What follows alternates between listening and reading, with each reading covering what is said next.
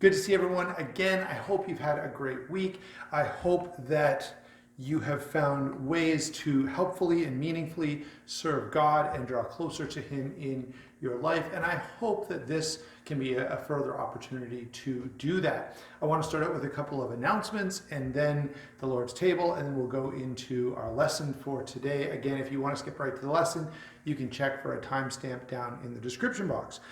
Main announcement for today is pertaining primarily to those of you who live here in Meaford.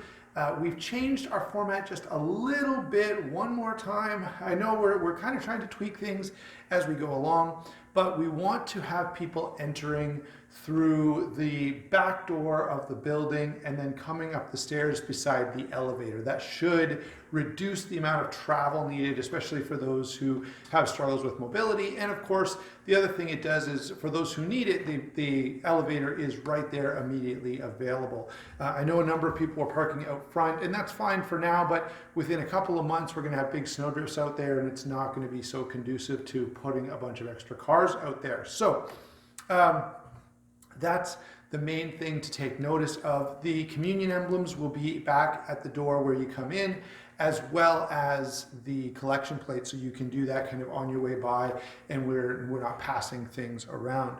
All right. Again, I would remind you of the Adopt a Star program for those of you who have already participated, and we've got quite a number. Thank you so much. Previous years, I think we ended up with about 15, maybe a little bit more than that, in terms of the number of stars we covered, and we're looking to match that again for this year, so please keep that in mind. We do need a few more people to step up and donate a certain amount of money toward that effort, so that would be great. Finally, again, a reminder of midweek Bible study. We are meeting here at the building. We're using some material from Focus Press called Convicted. It's been very good. Everyone's been enjoying it. And what I've been doing is preparing sort of some questions each time to limit so that we can sort of work on our own and not have to have so much discussion. It is a bit of a challenge communicating effectively with one another while we're wearing masks. Again, if you're not able to attend that midweek service, which is Wednesday at 2, I'll continue sending out the Genesis studies at least for a while. We may at the halfway point take a little break from that because it's a very, very long study. So we'll see how that goes. All right, those are all of the announcements. I'd like now to go ahead and transition into the Lord's table. So if you need to pause this video, if you've got songs or need to say a prayer or get the emblems ready, whatever the case may be, you can do that now. So for the Lord's table this morning, I would like to share a passage of scripture with you. And this is one that I find especially helpful, and I often think of and even read to myself while I'm, sort of taking time to remember Jesus and what he's done. And so this morning, I'd like to read with you from the Gospel of John, where John sort of begins to... John, by the way, has a lot of interesting insights and extra details that we don't get in the other Gospels. And so one of those details comes in John chapter 1, beginning in verse 9 and going through to verse 18. So I'd like to read those verses with you. And hopefully that will give you some aspect of Jesus' life and ministry that you can focus on for the time this morning that we'll be partaking of the emblems. Beginning in verse 9, John's Gospel reads, "The true light, which gives light to everyone, was coming into the world. He was in the world, and the world was made through him, yet the world did not know him. He came to his own, and his own people did not receive him. But to all who did receive him, who believed in his name, he gave the right to become children of God, who were born not of blood, nor of the will of flesh, nor of the will of man, but of God. And the Word became flesh and dwelt among us. And we have seen his glory, glory as of the only Son from the Father, full of grace and truth. John bore witness about him and cried out, This was he of whom I said, he who comes after me ranks before me, because he was before me. For from his fullness we have received grace upon grace. For the law was given through Moses, grace and truth came through Jesus Christ.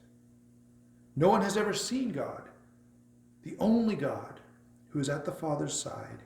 He has made him known.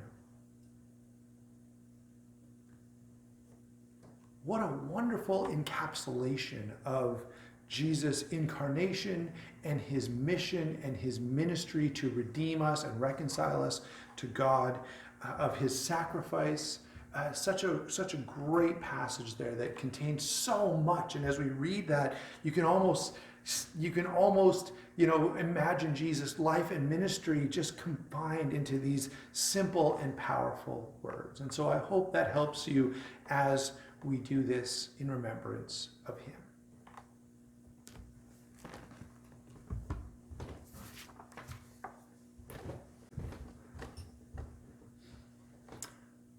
We are living in a time that is not unknown in history, but I think we could admit that the last few years, things have become a little bit more charged. There's just a little bit more tension in the air when certain subjects are raised in terms of, whether they be, I guess, political subjects certainly, but also moral subjects, the things that are being taught to our children in school. And now we even have this situation with masks versus no masks. And everyone seems to be mad at each other, and they're just looking for a reason to get mad and to accuse other people of being, just the worst, most horrible human beings. And it really is almost a little humorous based on, what we know of human nature to, feel self-righteous and self-justified has become so easy these days, because all you have to do is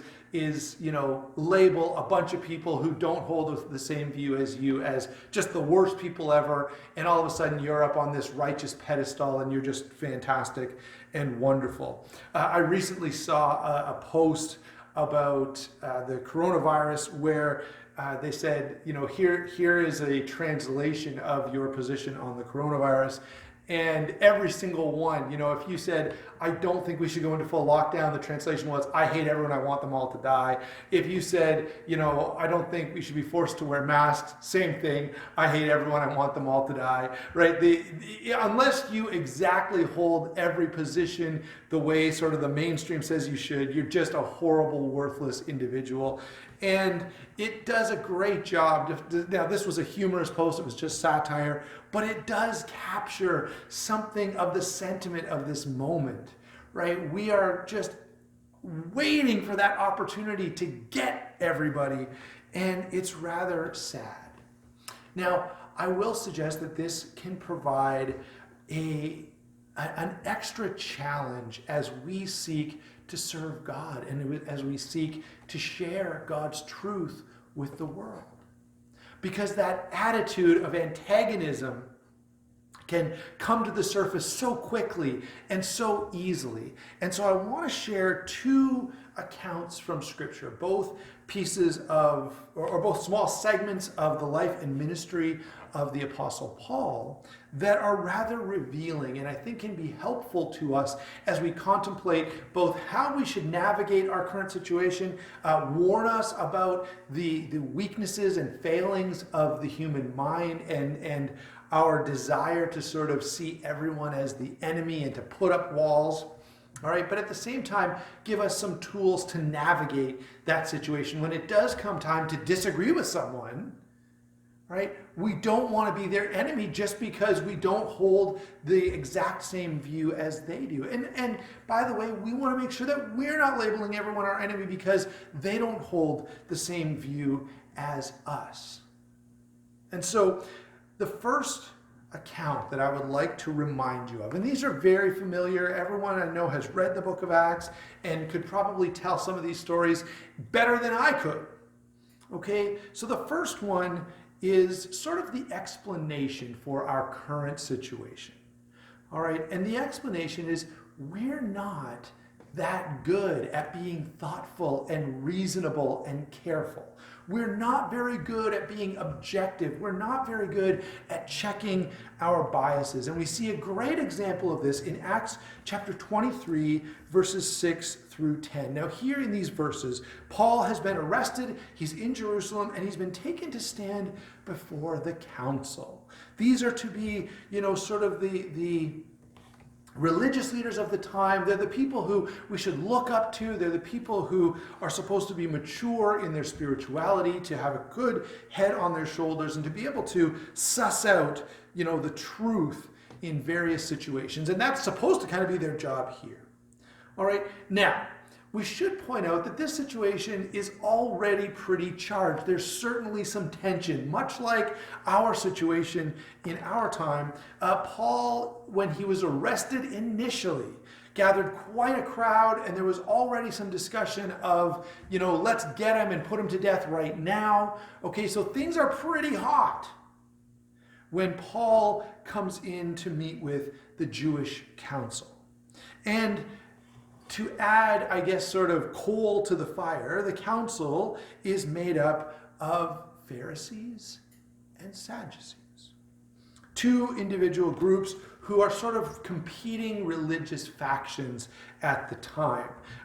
They don't like each other a whole lot, and they both kind of see each other as having kind of, with a certain amount of jealousy and frustration. Okay, the Sadducees were a little more liberal, actually maybe you could say a lot more liberal in their thinking, and had, sort of colluded with the Romans. The Pharisees were much more conservative. They were much more Jew first, and let's hold on to the traditions of the past. And they really saw the Sadducees as pushing against that and moving the population away from that. The Sadducees, on the other hand, knew that the Pharisees had the hearts of the people, right? When the people were looking for religious truth and religious direction, they were looking primarily to the Pharisees, and the Sadducees really didn't like that. They had political power, but their power was sort of top down, right? They were endorsed by the Romans and allowed to hold their position because of that. They weren't holding their position because the people really wanted it. And the Sadducees knew that the Pharisees were more well-liked by the general population, and that made them jealous and suspicious of the Pharisees. So we've got these two groups who already don't like each other, and in addition, they have different beliefs.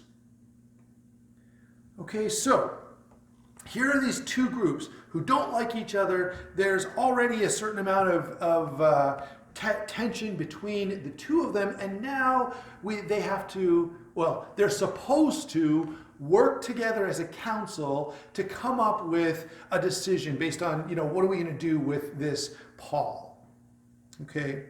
Now, Paul, knowing number one, that he could be in a lot of trouble and that his ministry could be greatly limited by these individuals, senses the tension in the room, reads the situation extremely well, and then ignites an argument between the two factions.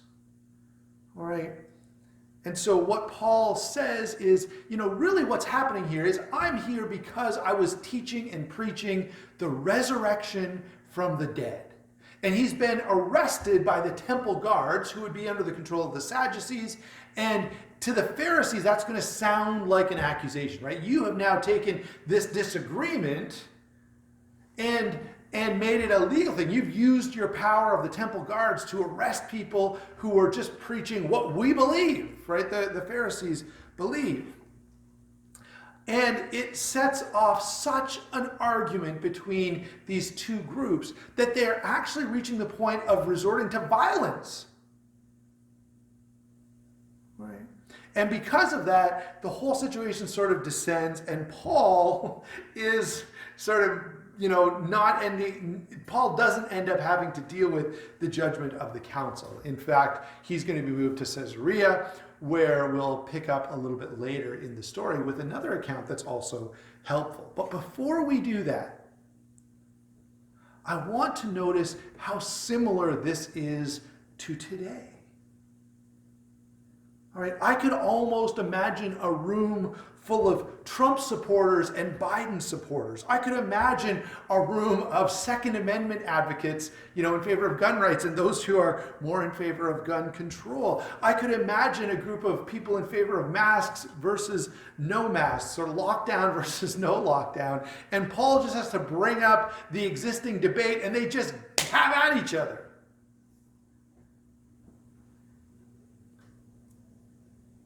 This breaking up into sort of tribes and defending our strongly held beliefs is not something that just the scribes and Pharisees do.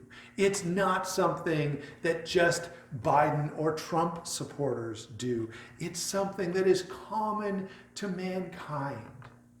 We have a tendency to protect our previously held convictions. We have a tendency to be suspicious and dismissive of ideas that we don't like. Not because they're bad ideas, but they just are not ideas that we buy into. And I'll give you one really simple example here. I tend to enjoy a cup of coffee. In fact, I do 2 cups of coffee in the morning, 1 in the afternoon. And it kind of gives me a break from the day. When I first wake up, I have a cup of coffee and relax and let myself sort of get into the groove of the day. In the afternoon, I've been working all day. I like to take a little break and have a cup of coffee again.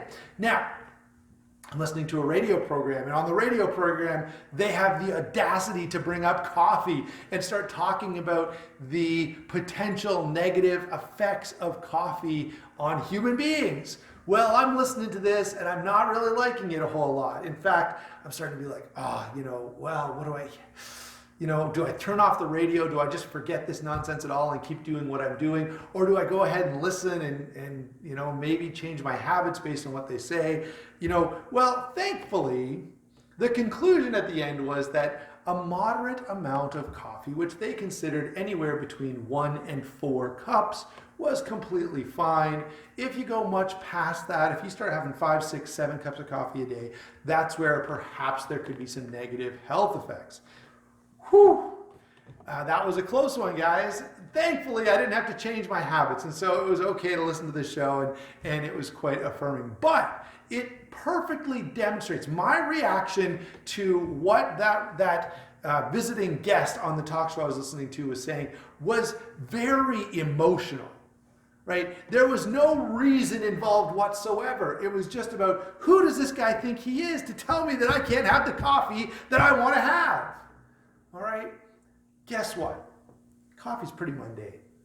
But we have the same tendency about everything. It doesn't matter whether it's, we use the example of political parties already, but in this context, all right, what about theological positions? Right? I've seen people become rather irate over all kinds of issues.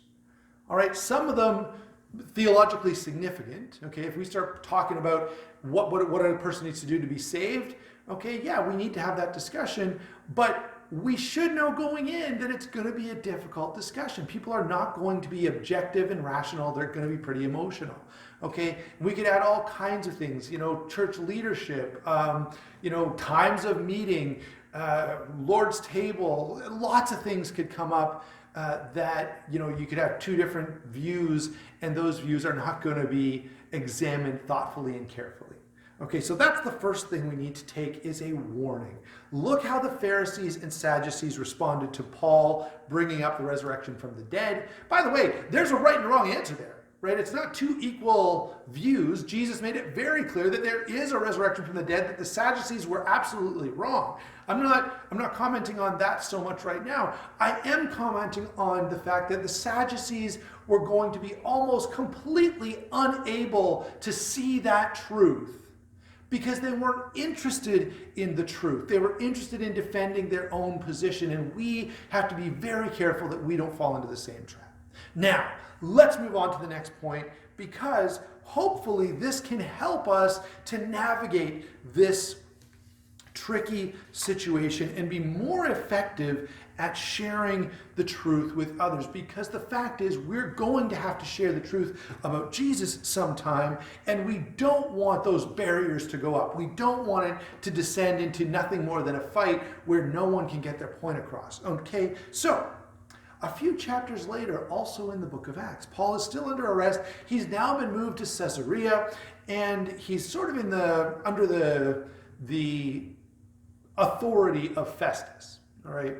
Now, what happens on that occasion is while he's there in Caesarea, he appeals to Caesar, and eventually he's going to be sent to Rome. But while he's waiting, Festus says, I've got, I guess, Agrippa and Bernice, Agrippa II and Bernice, his wife, show up, and Festus has this idea. Well, let's have this prisoner, Paul, come out and tell us what the story is, because when I send him off to Rome, I've got to send him with some charges, and I don't know what to write. Right? I don't know what to charge him with. So, Paul is going to sort of explain himself before King Agrippa. And after everyone is sort of into the room, there's a description of, Agrippa entering with a considerable amount of pomp and circumstance. The Apostle Paul is brought in, and he's allowed to speak. And I want us to break down very carefully exactly what Paul says here. Now, I'm not going to read the whole account for you. I would strongly urge you to have your Bible open to Acts chapter 26, verses 1 through 29. Acts 26, verses 1 through 29, and be sort of scanning through that as we go over what Paul talks about. Notice that he begins by saying, trying to emphasize his trust in Agrippa and to build some common ground, and even to establish some rapport. Okay, so it's more than even just trying to find stuff we agree on. It's trying to kind of convey a similar background and a similar approach. Okay, so Paul says, I consider it fortunate that it's before you, Agrippa, that I make my defense, because you're familiar with the customs and the controversies of the Jews. He kind of gives him a compliment, but also starts to warm him up in terms of what this is really about. Okay. He goes on to say, I'm a strict Pharisee. Paul's establishing his credentials as, look, Agrippa, you're a Jew. Now, not really, but he certainly wanted to be seen as one, okay? And so am I. In fact, I'm a very faithful, very conservative Jew. I've lived and I was raised and live as a Pharisee. Paul further elaborates on his faith in God, on his desire to see God's promises to the Jews be fulfilled. And all of this is to demonstrate to Agrippa that, hey, we're kind of on the same page here. We've got a lot in common. We want the same things. In fact, Paul will later point out that the whole reason he's undertaken the ministry that he has is to pursue God's purposes in the world just at the same as the Jews have always wanted to do. Now, he includes a number, so the first thing that Paul does here is he builds some common ground and builds some rapport. He tries to say, look, we're kind of on the same page. We're kind of looking for the same thing. The next thing he does, so that's part one. Part two, the next thing he does is to establish some points that everyone's going to agree with and be familiar with.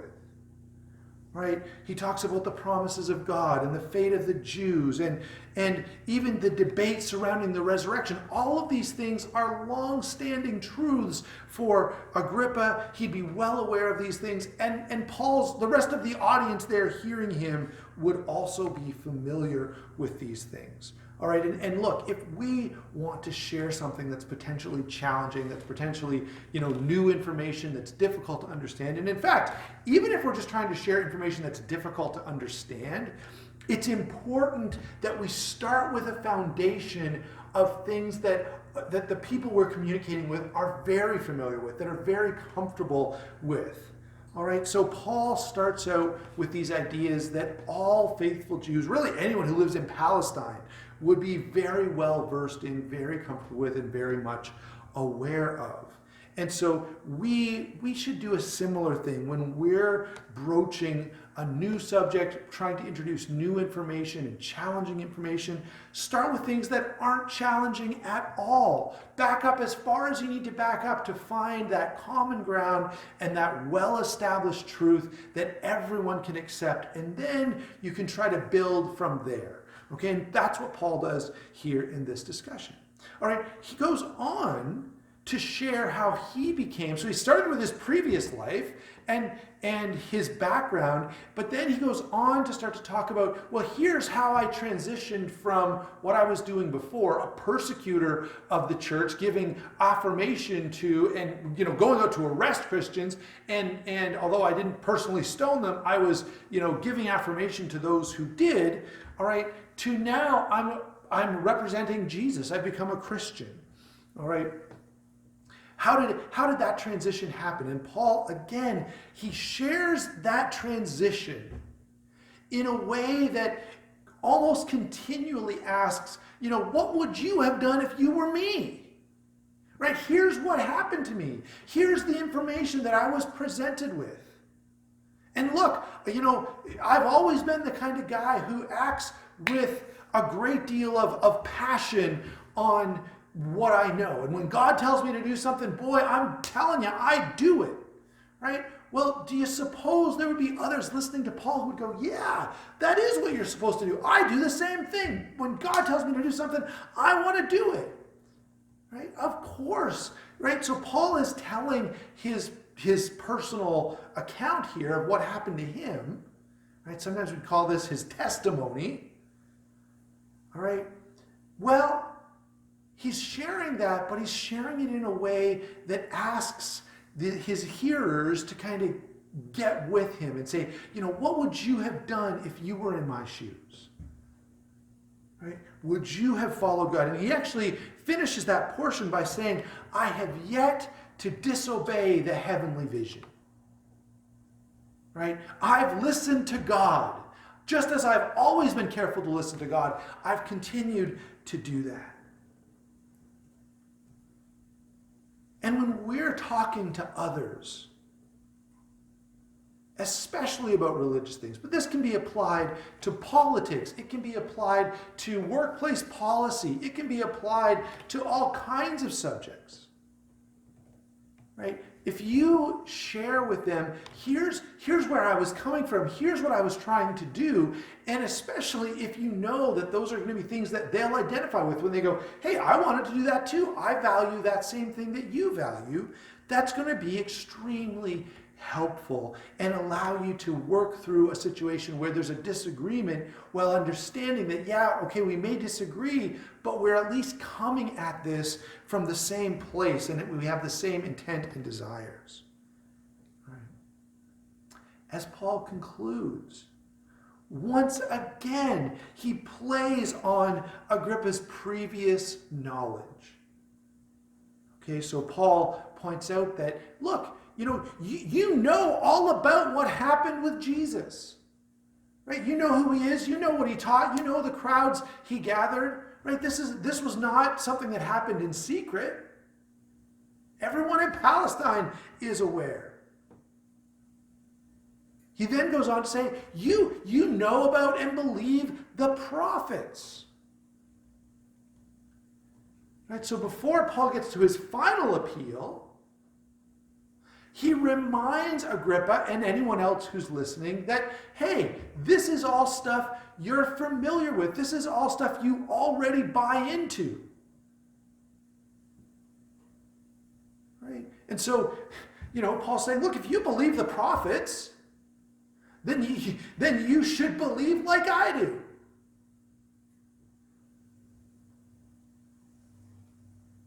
And so now that we've kind of run through the whole thing, before we get to Paul's last sort of appeal, okay, let's quickly just rehash what he's done. So he started by building not only common ground, a common foundation, but also a common cause, right? We both want this. We both believe this body of stuff, and we both find it important. Next, he appeals to their strongly held beliefs. Right? He says, look, I know that you buy into these conclusions already. He then, having sort of established some similarity and some rapport, as well as a strong foundation of common belief, goes on to say, now, from this perspective, this is what happened to me. With the implication that, look, anyone who experienced what I experienced, anyone who was given the information that I was given, would draw the same conclusion, especially someone who has all these background beliefs in common. And then finally, Paul reiterates the beliefs and says, look, the conclusion that I've drawn and the behavior that I have engaged in is completely consistent with the truth that I know, the truths, I should say, that I know my audience already holds.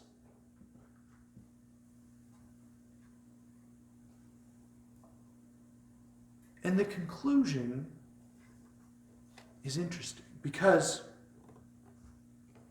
it's not just a dismissal.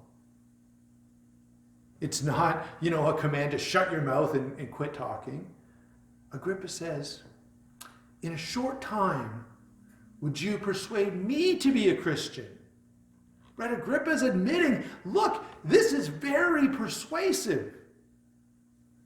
And I know we kind of hear that and we almost think Paul failed.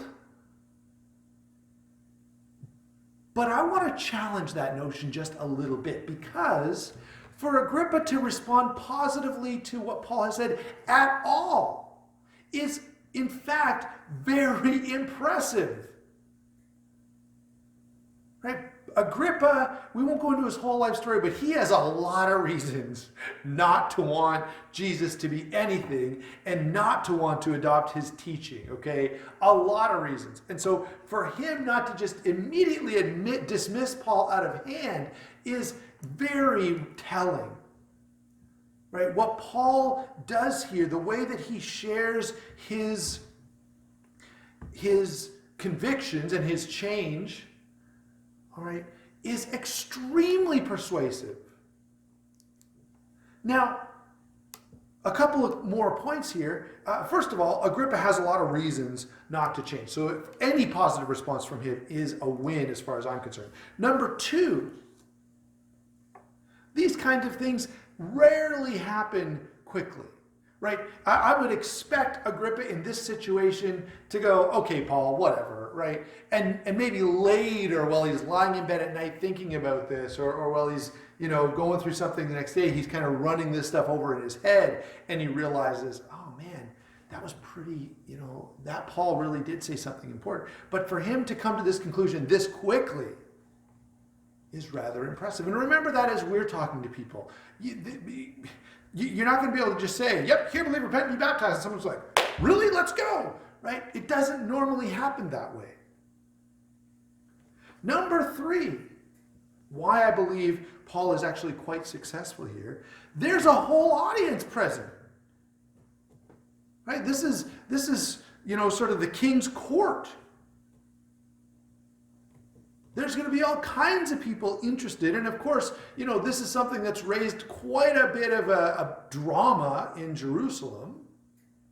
And so for all of those reasons, we can suspect that there's quite a number of other people here who are hearing this same persuasive presentation. And so Paul certainly, maybe nothing. But I have a strong suspicion that maybe Agrippa didn't change his mind, but someone in the audience that day said to themselves, man, this Jesus who Paul's talking about is something I need to look at carefully myself. And then finally, Paul does make his appeal. Right after all of those three positive outcomes, I feel like, Paul makes his appeal by saying, I wish that everyone, yes, would become a Christian, except for the chains. Okay? And so Paul is honest about what he wants, and we ought to be honest as well. It doesn't help to pretend there isn't a disagreement when there is one, but it's important that we, know what the disagreement is and share as much common background as we possibly can. People are and always have been highly protective of their beliefs, highly protective of those they feel are their in-group, all right? And that's always going to be the case. By the way, not only do we know that, do we have to know that about the people that we're trying to reach with the gospel, we have to know it about ourselves. And we have to be very careful that we're not falling into the same trap that the Sadducees and the Pharisees fell into in our first account. That said, we have to know that we can do better than that. All right, and that we need to be able to help people as much as possible to avoid those pitfalls, right? To come to the right conclusions. And so we can use that helpful approach that Paul used when he preached to King Agrippa and Festus. All right, he started out by trying to find common ground, and not just some facts that they could agree on, but true, powerfully held beliefs that could say, hey, we're both on the same page here. We're both looking for the same thing. It wasn't just about getting some common facts, but it was about building a rapport and really feeling like we're on the same side. Number two, he affirmed the good things that they already believed. Right? So now we can kind of move on to the facts and go, look, you already believe this, and so do I. You already believe this, and that's good, and that's right, and you already believe that. And so he goes into some of the things they already know about and affirms them in that. And next, based on this background, he shares his experience. Here's what happened to me. Now that we can kind of both be looking at this from a similar perspective, let's move forward, and I'll tell you what changed my mind. Right? With the hope that, look, we've already established that we have a similar, value here. We have a similar objective here. And so perhaps this may be convincing to you as well, because it was to me. And then finally, he showed that by drawing the right conclusion, they would in fact be behaving very consistently with what they already believed.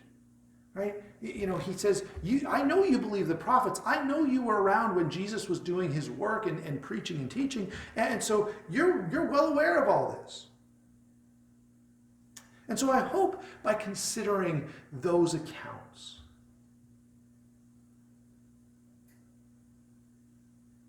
we can learn from the Pharisees and the Sadducees what not to do. And we can learn from the Apostle Paul how to build bridges and share God's truth in a way that is not going to end in antagonism, but rather can end in persuasiveness and someone saying, there is something here. Right? I hope that's helpful to you. I hope that as you look at the world around you, that you don't start labeling people as enemies right away. Right? Remember that we're all in this together. And the only way that we're going to be successful as the people of God, the only way that we're going to make a difference for good in the world is by working together. And rather than fighting, trying to share our perspective in a way that's persuasive and helpful. And so I would encourage you, challenge you to commit to that kind of approach when dealing with those who need to be persuaded, who need God's grace and God's truth like we all do.